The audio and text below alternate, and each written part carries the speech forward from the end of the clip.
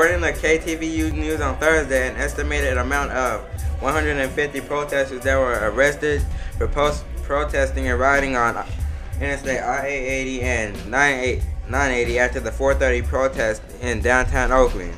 Because of the budget cuts, some agreed to go to San Francisco and others just wanted to go onto the interstate freeway and do their protest. Lucky no one was killed, said Thomason, but one did jump off the freeway just to avoid arrest. Another person leaped off the freeway onto a tree, but then missed. One of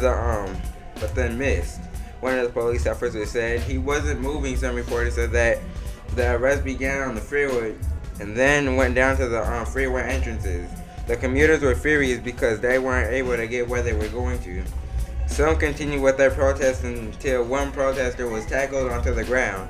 Many buses came to escort some of the protesters to Santa Rita Jail and the rest in North County. Many protesters could have been pinned down or killed because of the many cars that were going 80 to 90 miles an hour on the freeway.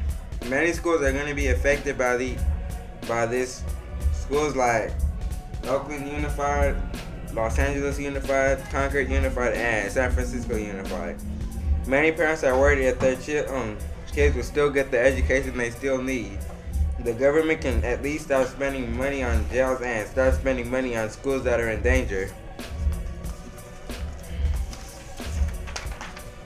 School districts will be affected because the schools will have to watch how much money they use.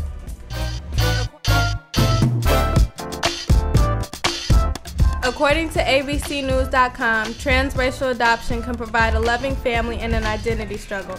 Black children and Caucasian families try to find their place in society. African American adoptees explain their feelings on how they struggled in their Caucasian neighborhoods and schools.